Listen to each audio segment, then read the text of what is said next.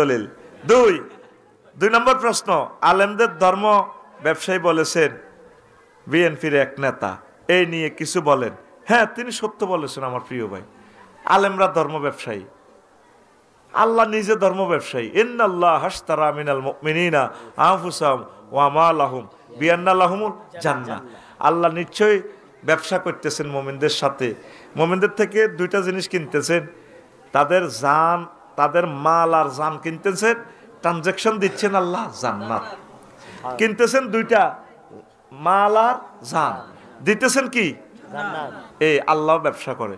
আবার সূরা সফে আল্লাহ বলছে হাল আদুল্লুকুম আলা তিজারাতিন তুনজিকুম মিন আযাবিন আলীম তুমিনুনা বিল্লাহি ওয়া রাসূলিহি ওয়া তুজাহিদুনা ফি সাবিলিল্লাহি বিআমওয়ালিকুম ওয়া আনফুসিকুম যালিকুম খায়রুল লাকুম ইন কুনতুম তা'লামুন।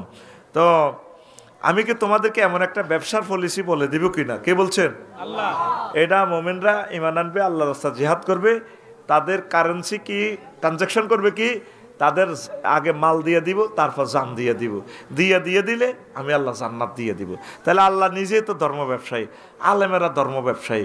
কিন্তু ধর্মের লেবাস পরে নির্বাচনের সময় দাদা টুপি টাপা পরে মানুষকে বোকা বানাইয়া ধোকা দেয়, এরা হলো প্রতারক, চিটার।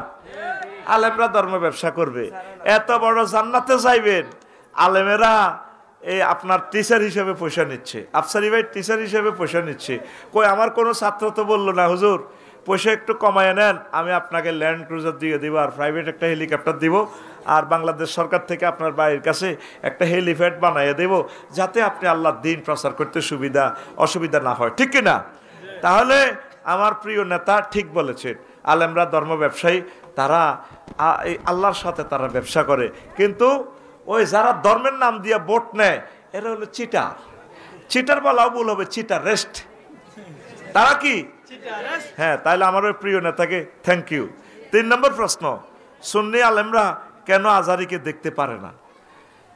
তো সুন্নি আলেমেরা, আমরাও তো আমরা সুন্নিরা সবাই আজারি ভাইকে ভালোবাসি, কিন্তু নামধারী যারা সুন্নি মানে বেদাত যারা বানাইছে, নবীর তরিকার নাম দিয়া নবীর দুশ্মন, এরা আজারি সাহেবকে দেখতে পারে না।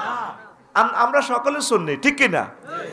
যারা যেই আমরা সুন্নাহ মোতাবেক আমল করি, কিন্তু নবী কোন হাদিসে বলছে এই তারা যেগুলো আমল করে, হ্যাঁ, এগুলো হলো নবীর দুশ্মন, অতএব আমরা সুন্নিরা ঠিক আছি। এরা হলো সুন্নি স্টিকার লাগাইছে সুন্নি, কেমন? ধন্যবাদ। 4 নম্বর প্রশ্ন, মাহফিলে আজারির নাম বলতে বিএনপি নেতার বাধা। তো বাধা দিছে এটা তো আর আমি জানি না, এটা তোরা জানোস, কিনলে বাধা দিছে এটা আমাকে দেখতে হবে, জানতে হবে।